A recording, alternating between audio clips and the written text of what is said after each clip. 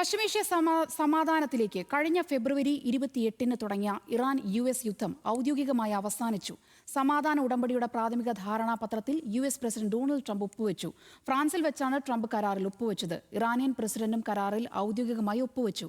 Iran ആണവായുധം സ്വന്തമാക്കില്ലെന്ന് MOU-വിലുണ്ട്. ഇറാനെതിരായ എല്ലാ ഉപരോധങ്ങളും America പിൻവലിക്കും. ലെബനനിലെ യുദ്ധം അവസാനിപ്പിക്കുമെന്നും കരാറിലുണ്ട്.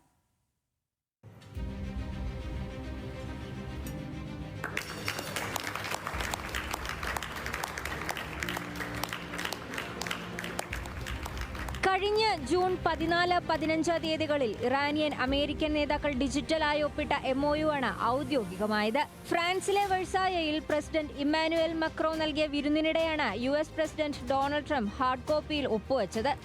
US വിദേശകാര്യ സെക്രട്ടറി മാർക്കോ റൂബിയോയും ചടങ്ങിലുണ്ടായിരുന്നു. മാധ്യമങ്ങളുടെ ചോദ്യത്തിന് മറുപടിയായി ട്രംപ് കരാർ ഒപ്പിട്ടതായി സ്ഥിരീകരിച്ചു. കരാറിൽ ഇറാനിയൻ പ്രസിഡന്റ് മസൂദ് പെസഷ്ക്യാൻ ഇന്നലെ ടെഹ്റാനിൽ വെച്ച് ഒപ്പിട്ടിരുന്നു.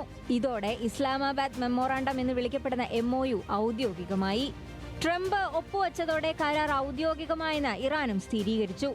ഇതോടെ ജൂൺ 19-ന് സ്വിറ്റ്സർലൻഡിലെ ജനീവയിൽ നടക്കാനിരുന്ന ഔദ്യോഗിക ഒപ്പുവെക്കൽ റദ്ദായി. 14 ഇന വ്യവസ്ഥകളുടെ അടിസ്ഥാനത്തിലാണ് ഇരു രാജ്യങ്ങളും ധാരണയിലെത്തിയിരിക്കുന്നത്.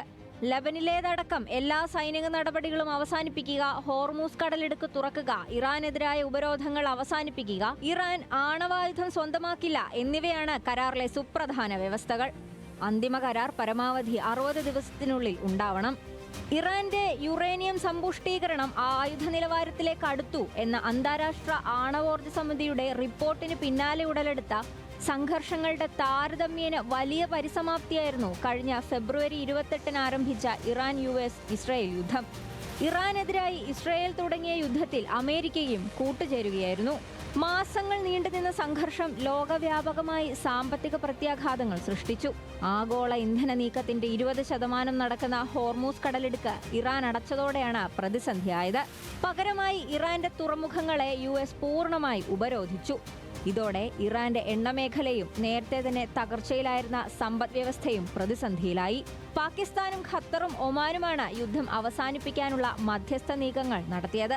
ഏറെ ചർച്ചകൾക്കും പരസ്പര ഭീഷണികൾക്കുമൊടുവിൽ ഒരു പ്രാഥമിക ധാരണയിലെത്തുകയായിരുന്നു. International desk, news Malayalam.